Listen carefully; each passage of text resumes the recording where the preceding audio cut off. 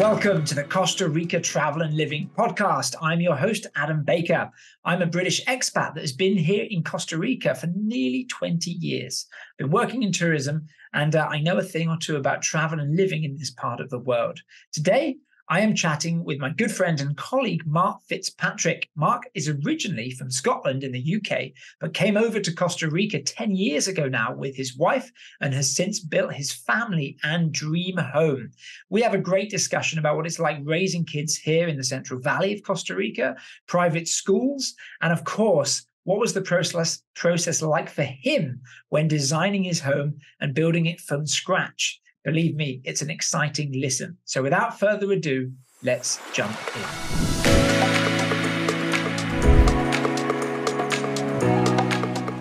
Mark, good morning, sir. How are you doing? Good morning, Adam. Doing great. How are you? Not bad. Great to see you again and joining us on one of our podcasts. Appreciate it. Yeah, welcome. Thank you. Glad to be here. Well, why don't we just jump in? I always like to ask everybody their story. So summarize, how did Costa Rica happen for you? Well, Adam, it's a very long story, so I will surmise and do the short version of that story. I came to Costa Rica for the same reason as many other people, my partner. So my wife, she is Tika, and we met through, this is the shortened version, we met through friends. I came over on vacation a few times. Eventually, we had a sort of long distance relationship before, she moved over to the UK and we lived in England. We got married, had a kid, and then, like many Tikas, the call of home sort of was whistling away in her ear. So, after a number of years, 10 years actually, living together in the UK, we decided to pack up the family and make this move over to Costa Rica. So I have been here now approximately 10 years, maybe a little bit longer than that. And interestingly, most of my 10 years has been spent with Costa Rica vacations as well. I pretty much landed on my feet almost instantly. My background was in logistics. I worked for DHL and I used to manage those large operation centers, the big warehouses or sheds, as we would call them. Yeah, sure. So I did that for a number of years. And then my plan was when I came to Costa Rica that, I'd go work for DHL. And then one day as I'm scouring the internet, my days were spent, going to the gym, learning a little bit of Spanish along the way. After a while, I got a little bit bored. And I don't know if it still exists, but I found Craigslist. Yeah. And there was an advert. Well, my wife came from the tourism industry as well. She worked in hotels much of her life before moving to the UK. And I thought, well, you know what? I saw this job. Sounds kind of interesting. You get to work from home. And because of my previous job with DHL, I was very much kind of unsociable hours, traveling a little bit. Yeah. And so I thought, hey, let's give it a go. And that was me. Like I tested the water with it. Found it was a pretty amazing place to work, really liked the people, loved the opportunities to travel and stay in all these amazing hotels. And then, funnily enough, like a year later, DHL reached out to me, hey, have you got your residence? Are you ready to come and work with us? And you're like, nope. And I said, no, I've kind of found my feet. I found, something that I really enjoy, working in the travel industry is really exciting. It's a lot of fun. It's hard work, but it's really rewarding as well. Yeah. And then just little added benefits where I was working from home and, getting to see my kid in the morning, go to school, see him when he comes home from school, go to the local park, play, have a kick around after work. Yeah. It was lots of fun. And I thought, this is the job for me. So I never did go back to DHL. I've been with Costa Rica Vacations pretty much my whole time here. So you've been in the country for nigh on 10 years now, and you're with your partner, your wife, 10 years prior to that, living in the UK. Did you travel much to Costa Rica on holiday to experience? I did. I was, it's a funny story. I'm maybe not the best husband. So for the first few years of the marriage, we would come over every single year. Right. But you know what it's like when you come to Costa Rica with your wife. She wants to stay at home and be around her family and friends. Yeah. Whereas for me, I'm like, well, this is my annual vacation. I want to go to the beach. So it was really difficult to kind of marriage that, her being around her family in the Central Valley and me getting the time to get my much needed rest and go to the get my vacation at the beach. So funnily, after a few years, I was like, well, you just go home on your own, and I'll stay here in the UK and do my own thing. But no, I did. We came back and forth like a number of times when Joshua was really little. Yeah. So yeah, before I made that move here, I had really tested the water, and I kind of knew where I was coming and what life was like here to a degree without ever really, fully immersing myself in it until when you make that move here yourself. Yeah, sure. Obviously, you've built what one would consider your dream house. I know that was a big project you've been working on over the years. You live up in the hills of Escazú, so a suburb, a really nice suburb of San Jose, very fresh. Correct. When you were traveling before you made the move permanent, did you know that's where you wanted to live, or is that a connection from your wife's family? Kind of, Adam, because the thought process was when I'm coming to Costa Rica, I kind of knew I'd be in the Central Valley purely for work reasons. I wasn't really, at the time, remote working wasn't really a thing. That really became a huge thing after the pandemic. Yeah. Leading up to then, I remember actually bumping into a guy who was a friend of my wife, and he was in tourism industry and he was a travel agent. This was when I was coming on vacation. And he said, yeah, I work from home. And I remember going, like my mind was blown. Crazy. That's a thing, right? And so when I moved here, I didn't really know that would be an opportunity for me. I thought I would, as I said earlier in the podcast, I thought I would be probably doing the daily commute like everyone else, and going to a physical workplace, going to work at DHL. So I knew work, I would probably have to be, pretty centrally located. And again, I was thinking of my wife getting work. Travel agencies are largely based in the Central Valley. And then I knew some of the best schools here were in the Central Valley as well. My wife comes from the east side of the city, but the times that I had been coming here on vacation, I just really liked like Ciudad Colón and Escazú and Santa Ana. I just liked the vibe around here, which was kind of like a perfect mix between living in Costa Rica and having some sort of expat sort of type, facilities that I would regard as comfortable coming from Europe. Yeah. So it just felt like a good vibe for me. As raising a family here now, maybe you can tell us a little bit about the schools, how private schools work against public schools, and what guided your decision for your own kids. Yeah, that's a really interesting one. And again, you kind of learn some of the things that you can do. So private schools is largely the way, I would say sort of middle class upwards folks, if you can afford to pay to get your kid in a private school, which is largely the way to go. In the Central Valley itself, there's some exceptional schools here, and they're all priced accordingly, right? We chose the Mount View school for Joshua, which was, it was pretty comfortable price for us, and had great facilities, had a great reputation. We went around a bunch of schools. Some of it was also based around the logistics because, as you said at the beginning, I live up the mountain here in Escazú. I'm not downtown. So you got to factor in that journey time when you've got a little kid traveling across the traffic in the Central Valley. It can be, there's a fair bit of road traffic each morning. So we took into account the distance, the price of the school, the facilities. And that was a school that we kind of went with, which interestingly, some of our colleagues that then put their kids in that school too. Good reviews. Can you give me a price range? What's the top end of like the high end, and then what's your middling school that's a kind of standard? I'm probably a little bit rusty on this, but I think when you factor in like the I wouldn't take Joshua by car. He would get picked up on a school bus every day. I think you're maybe looking at circa $1,000, but that can go up to maybe $1,500. Yeah. Depending on the level of the school. It can also go under as well. I've saw some more affordable options as well. So this school here, I would say it's kind of in the upper scale without being at the very, very top. But what I really liked about it, Adam, was some people prefer to put your kids in these international schools where it's quite heavily driven by, taught by English. Yeah. Joshua's school had a really nice mix where a lot of the classes were English and a lot of them were Spanish.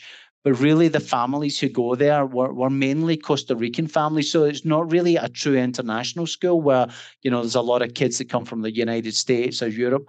No, his circle of friends from his classmates were largely all sort of middle class to upwards Costa Rican families. And I really like that mix. So he gets that nice mix, obviously bilingual, great education. Yeah, that's great. It's nice that you're obviously there as well. Living here, you have enough time to do the research and explore your options, for the long run. I wanted to ask you a question. Was there anything that kind of surprised you after you were living with your wife in the UK for 10 years? You traveled back and forth a few times, then you made the move together. Was there any cultural surprises that you didn't expect when you started living here that you didn't necessarily think, from the traveling? In a cultural term, you never really know until you go live in a country, right? Yeah. I think if you're going to move it to from, especially coming from the UK over to Central America, when you come to Costa Rica, I had been here a number of times, so I kind of was quite familiar. There's certain things that apologies if you can hear a little bit of background noise. I've got some construction work going on, but there is certain little things that take some time to adapt. Of course, Tico time, the bureaucracy, coming from Europe where, you're kind of used to things getting done pretty timely here. Yeah. And we might get to that subject where I did a whole house construction, and that's just a whole thing that you really got to experience to really learn from it. But I would say, the bureaucracy, things take time here. They take time. I'm probably not naturally the most patient person in the world. And so that took a long time of adaptation. Maybe some would say I'm still not the most patient person in the world. But that I would say the bureaucracy is a thing that, you've got to get when you come here. It's like everything registering, for your residence, everything takes time, and you just got to appreciate this is just a whole other world. It's not the UK. Things just move a little bit slower here. Sometimes things can feel a little bit chaotic as well, but it works. Things do work here, and I think that's kind of the fun thing, right? Where it is a little bit more loosey-goosey than what you're, accustomed to from home. But once you get used to how things work here, it can also be a lot of fun as well. And I think raising a family here is a super nice experience. Yeah, I couldn't agree with you.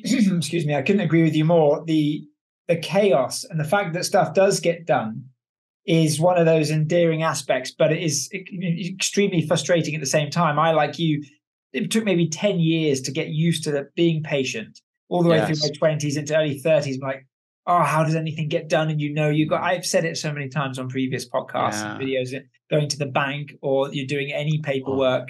It does take a long time. It's part of the Pura Vida life that you kind of have to learn to go with to get it done. It's funny you mentioned banking there, but that's the one thing I still tear my hair out is the banking situation. Although online banking has improved, significantly, but you'll still find there is kind of a queue in Costa Rica of queuing up for things, right? That culture for queues. I still don't understand. You've got always 20 to 30 people in front of you, and they all take half an hour. The thing that tickles me is when people go to the cash machine to withdraw money and they're at it for like 7 or 8 minutes, and you're thinking, I don't know about you. I go in, I put in my PIN number, I hit withdraw, and I take my money and leave. Yeah. But people will go there, and I guess they're checking the statements, and I don't know. But little things like that kind of tickle me, Very valid point. As a whole, it's kind of funny, but once you adapt to it, you relax a little bit. And you never really realize when you're on vacation, 1 week, 2 weeks, 3 weeks, even a month, you're in that vacation mode. So you're not dealing with the day-to-day of actually living in life. So you don't, it's a really good point. You don't quite experience those things. Yeah. Well, the big topic, Mark, had you always dreamed of building a house, or was that something that came along after living here? No, it was always been the dream, Adam. I don't know if you're familiar with the TV show from back home, Grand Designs. For those of you who are not, it's a show about the self-builder, people who build their own homes and the trials and tribulations. And when you watch an episode of this show, which I highly recommend, you'll see that people age about 25 years in 2 years when they do a house construction. My experience was a little bit easier than that. It's one of those things that you really have to experience. I was super lucky when I did my house construction. I did a lot of research on, number one, where I wanted to build. And so, when I found the plot of land that I was really happy with, which is up the mountain here, I've got spectacular views behind me, overlooking the whole of the Central Valley. It's quite something. So, I negotiated a pretty great price as well at the time. which the value now would be, significantly more. At the time, I just really got a really great deal on that. Over the years, I knew that I would be doing a house construction. Well, luckily, my wife's brother is both an architect and he has a construction company. So when it came to doing the build, he done the design for me of my home, as well as, the project management of it and the construction of it. But even going through all of that, having, a family member involved in it, it still was a very, very difficult process. Still is. Can you explain a little bit about that? Because that is a massive advantage. I'm interested to know what you think the difficulties would have been if you didn't have the connection, how much you might have saved. Is the language barrier an issue, along with all the other rights about building here, how you work with that? Is there, what can you talk about? Yeah, so going back to the very scratch, I was really blessed having a family member involved in it, because he did, he pretty much took over the reins, and, I would say he done it almost for free in terms of the architecture. The drawing parts of it, I was very involved in it because my construction is on a sloping hill. So I knew it would be very complicated to do a build on a slope going in two different directions. Yeah. So I was very much involved in the design, and he was very, he wanted to be very cooperative with me as the client. Luckily, I didn't speak a word of Spanish when I arrived here. And so my brother-in-law, he's bilingual. He lived in the US for, 15 years himself. So his English was super level, but he really told me the whole process where you had to start the paperwork. Maybe it was, and I'm a bit rusty on this, Adam. It's been 8 years or so. Yeah. And so my brother-in-law really held my hand through the whole process there. I can't imagine doing it without him, because even with his involvement, there's so many permits for electricity, for water, and so forth, building access to, I live on a private street here. You got to negotiate with your, the impact on doing a construction with your neighbors. So he was very, very much collaborative with me and led me through that process. On reflection, I just couldn't imagine. I see my neighbors actually just now, they're building a house, and their process was very different from mine. I was very much on site quite a lot. I wanted to be, because it was a dream you want project, to be experience it. And I really wanted to be involved in it. And it sounds a little bit cheesy, but I almost saw it as like, almost like a legacy for me. Is like, I've built something from scratch. This is a construction that I was heavily involved in. Yeah. So going back to the learning experience from it, I remember at the time I had X amount of money, and my brother-in-law said, Mark, you're limited in your savings here. You'll get so far here. You've got two options. Number one, you go to the bank and you borrow money, right? And you borrow money, you take a mortgage like everybody else, and you have a completed house. Or you do it poco a poco, and we give you the shell of a house, and you just do ongoing projects as you go along. And I thought, well, I was a little bit naive at the time, Adam, right? Yeah. And I said, well, let's go for that. And the thing that I didn't really know about was square footage at the time. And he said, well, he had built his house. And I said, well, I want something similar in size to that. And he said, well, that's going to cost you X amount of money. Going back again, I'm a little bit rusty on whether that was, say, 50 million colones or whatever at the time. I just can't remember. About $100,000. About $100,000, more or less, $120,000, I think it was. Do you have 3 bedrooms, and in theory, right, it should have been 3 bedrooms, living room, kitchen, 2.5 bathrooms, and a basement as well. Yeah. It was 800 square feet, square meters, sorry, the plot of land. And so he said to me, Mark, we can go this size here in your construction size. And I said, well, what if I went a little bit bigger? What I didn't understand, that if I'd went a little bit smaller on the square meter size, it would have saved like thousands and thousands of dollars. And I was a little bit naive about that at the time. So anyway, we go through this whole process, right? We start building, super exciting, as you can imagine, right? Yeah, sure. Day one, the diggers here, the guys arrive on site. You start the whole process. I'm skipping the whole bureaucracy part because I got a few gray hairs from that process there. Everything takes time. That's the advice I would give everybody, is just be prepared for the fact that if you want to do a project like this, you got to be super patient. You got to be, and just accept it's not the US, it ain't Canada, it ain't the UK. Things don't move as fast, but they do move eventually. And once start working, actually, I found like the construction techniques was a pretty high level. I feel the training of the guys, most of these guys are pretty skilled. I'm doing some work around my house just now. And every day I look out my window here and the work that I see is of a really high standard. So, that there in terms of construction quality between here and the UK, I would say it's comparable, 100%. Yeah. I think there is a talented bunch of construction workers they've got here. If you get a good construction team, the number one thing you've got to do is, number one, get a great architect, right? Yeah. Get a really reputable building company. Some people just use absolute construction companies like my neighbors next door. They just said, here's the architectural plans. They paid for a finished product and they have just handed that over. But the most important thing is that you get a really good construction team and an excellent maestro. And the maestro is your foreman. He's the leader of the construction team. He keeps everything on budget. And having that level of expertise is really, really important. I was really lucky. I had a great construction team with my guys. But cut a long story short, the process took approximately 6 months, Adam, approximately to build. That's not too bad. It was pretty fast. Let me ask you, it sounds like you kind of stayed on initial budget, but which is surprising because I've been involved with a few builds separately and do some interior design, and they've always gone slightly over, but usually the timing is the issue. Usually it takes much longer than anticipated. Would you say?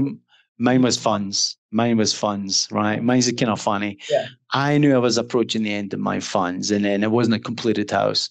And I recall I was back home in Scotland, and my wife phoned me. She said, "Hey, Mark, we're down to the last couple of $1,000s, and we have something here, for the people watching, called a watchy man. And so basically, you'll pay one of your construction guys to live on site, right? Just to make sure that everything's like super secure and safe." Yeah. And she said, "We've got to let this guy go in the next week." So I flew back and I came instantly here, and I saw what I had was effectively just a shell of a building. I had a roof, I had windows, I had the 4 walls. Most of the property, I had downstairs tiled. I didn't have upstairs tiled. I didn't have a front door. I didn't have a garage door. I didn't have a front gate and fence. It was not a secure property. Yes. And my wife said, "I am not moving in. I will not move in." And I said, "No, so that I'm going to do it." So I packed my bags. I left my mother-in-law's house where we had been staying for 2 years, and I moved up the house. I moved in first here.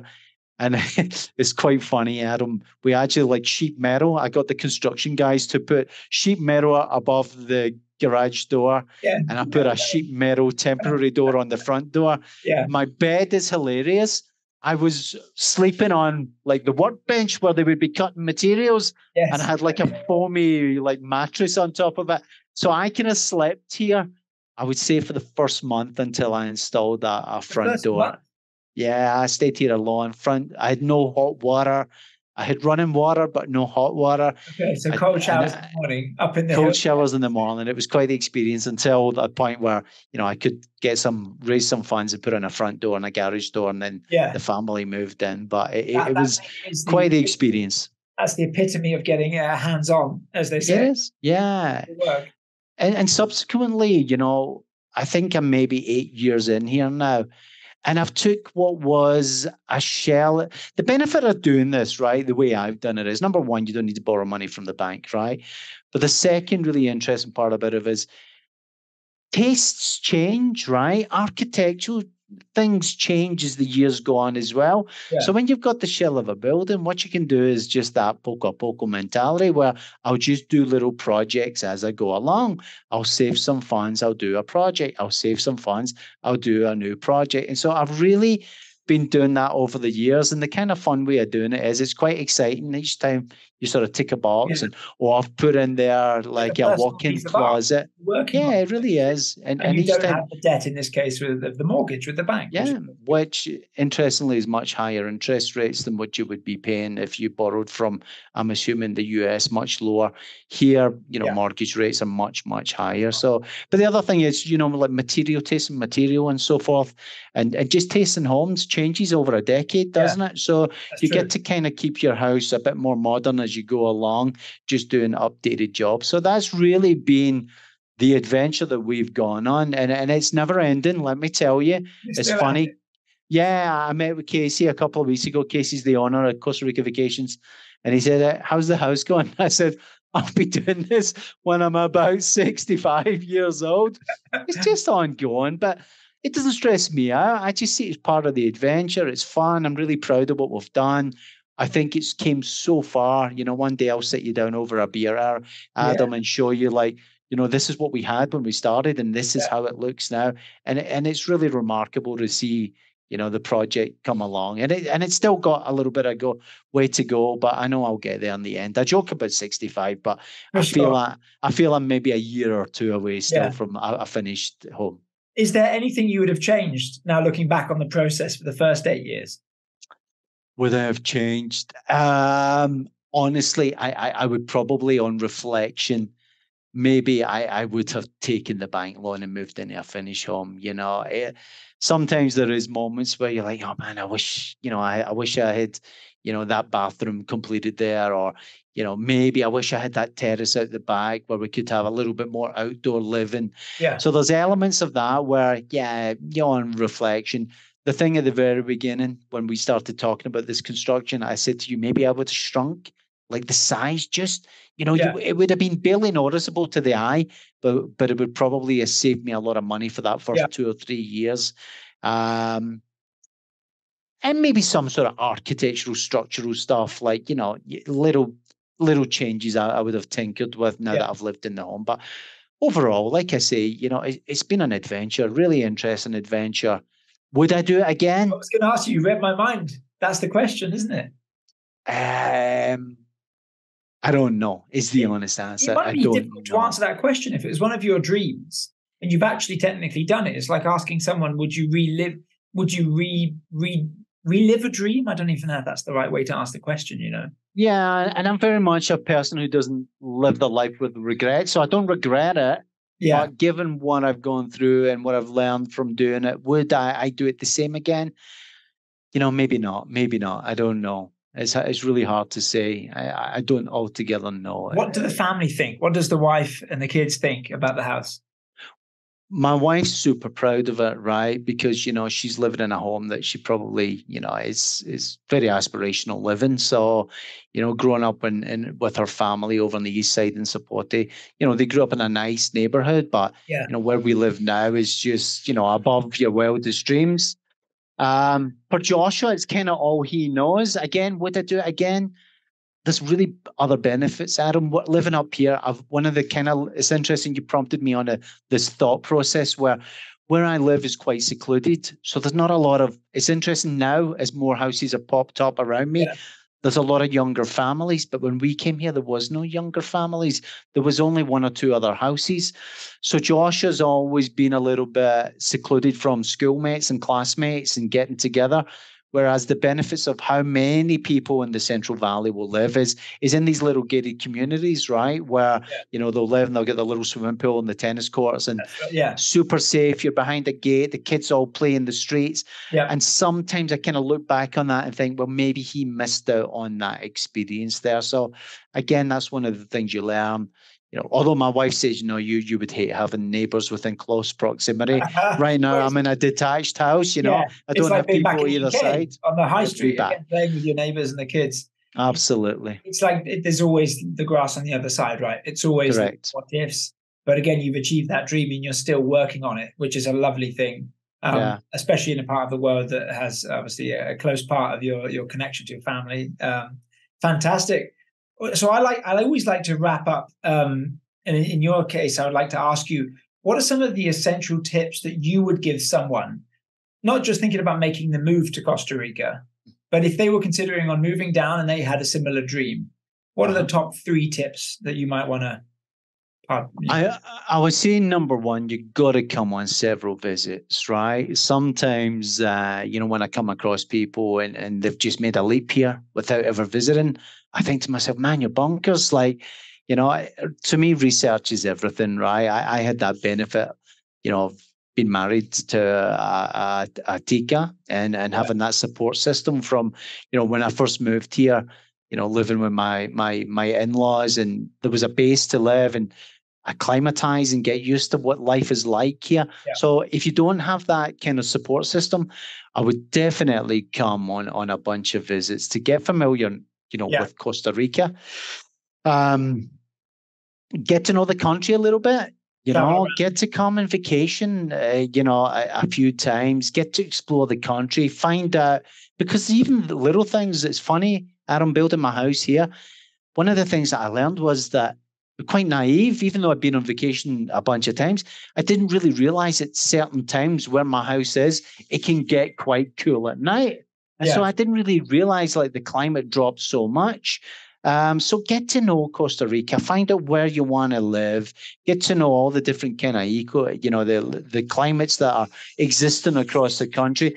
See where's a good fit for you, where you fancy living, and get to know a little bit more. So that would be like the number one thing that I would recommend. Fantastic. Number two, I would... The building thing. Yeah, I guess my tip on the building thing is, again, get to maybe, join lots of those other expat communities, get to know other people who've maybe done the processes before, exchange emails with them, have a conference call with them, ask them what their personal experience is really like, because you don't really know until you get to actually do it yourself. Talking to someone firsthand who's actually experienced it, like myself, I can tell you the pros and the cons from it, because it's really interesting. 2 years before at my in-laws, I told you my brother-in-law Javier, he is an architect, and his wife, she comes from New York, and her and I often have the same conversation. Would you do it again? Which is, funnily enough, she's the same as me. I don't really know. I'd have to really, it's an emotional investment. Something I'd really have to think about. Well, Mark, I appreciate it. It's an absolutely fascinating topic. I'm looking forward to spending some more time with you and seeing how the house develops and evolves in the next 10 years. Yeah, absolutely. Welcome up anytime, Adam. Yeah, no, thank you for taking the time to jump on and chat. I'm going to put all your contact information for those watching on YouTube. Sure. If they want to reach out to you, have any questions, they can find you. Yeah, absolutely. Happy to help. Fantastic. Thanks very much, and hopefully have you back on the podcast very soon. Okay. Talk to you soon, Adam. Thanks. Fantastic. Cheers, Mark. Fantastic conversation with Mark. I, for one, am thrilled to see how his house is going to come on in the next few years, and hopefully we can share some updates with you guys in due course as well. If you have any questions for Mark and you're watching on YouTube, please do let us know in the comments box below. And if you have any questions or topics that you would like to discuss on Costa Rica Travel and Living podcast, please let me know. We will get back to you and perhaps include some of these questions on future episodes. As ever, please don't forget to subscribe and follow along to wherever you get your podcasts. For the Costa Rica Travel and Living podcast, I will see you guys next week. Hasta la próxima.